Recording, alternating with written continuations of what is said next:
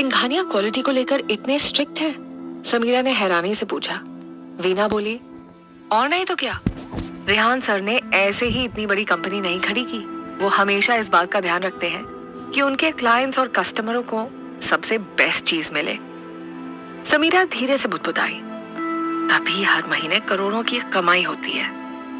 वीना उसकी बात सुन नहीं पाई और उसने कंफ्यूज होकर पूछा, कुछ कहा क्या तुमने? समीरा बोली, नहीं कुछ नहीं, चलो हम शॉपिंग करते हैं। फिर समीरा आगे बोली, वैसे यहाँ सब कुछ बहुत महंगा है, क्या तुम्हारे पास इतने पैसे हैं? समीरा को अभी भी वो ड्रेस वाली बात याद थी। इस मॉल से ज्यादातर अमीर लोग कपड़े खरीदते थे। वीना बोली, मुझे लगता है मैं एक ड्रेस तो यहाँ से खरीद सकती हूँ। वैसे भी ये हमारी सजने संवरने की उम्र है, इसलिए थोड़े पैसे खर्च करने में कोई नुकसान नहीं है। इसके बाद वो दोनों एक स्टोर में घुसे।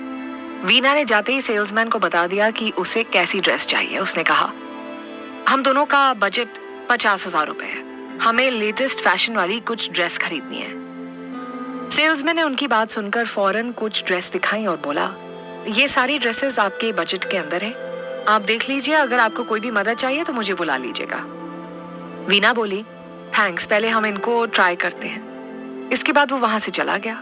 सेल्समैन के जाते ही वीना समीरा से बोली, देखा तुमने, यहाँ का स्टाफ भी कितना अच्छा है।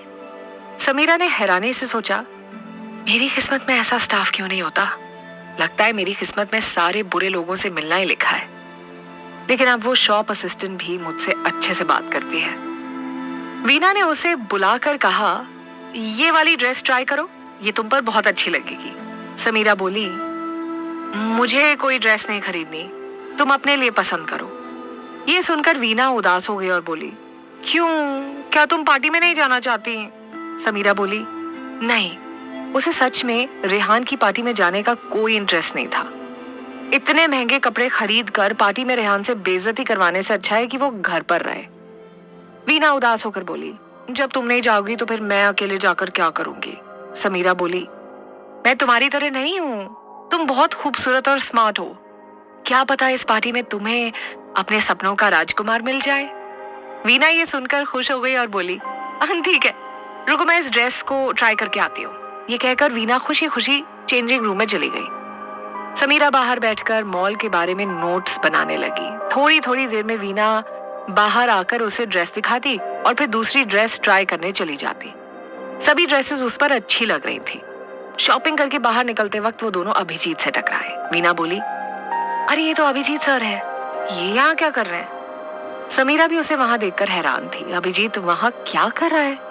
अभिजीत ने उनसे पूछा, तुम दोनों यहाँ क्या कर रहे हो? समीरा उससे मिलकर रेहान की गलतफहमी और नहीं बढ़ाना चाहती थी, लेकिन अभिजीत ने उसकी माँ को पैसे देकर उसकी मदद की थी, वो उसे इग्नोर भी कैसे करती?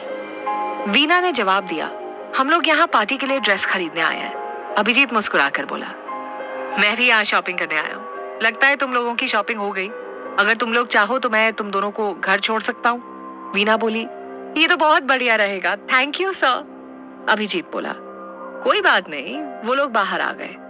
अभिजीत पार्किंग से अपनी कार लेकर आया, लेकिन जब वीना ने समीरा का हाथ पकड़कर उसे भी अभिजीत की कार में बैठाने की कोशिश की तो समीरा ने अपना हाथ छुड़ा लिया।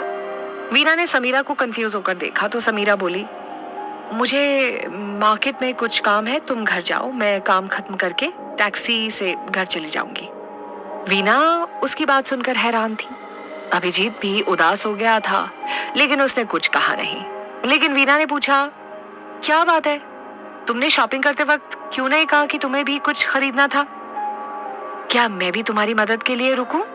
समीरा ने उससे कहा, मुझे सच में कुछ जरूरी काम है, तुम घर जाओ, मैं जल्दी घर चली जाऊंगी।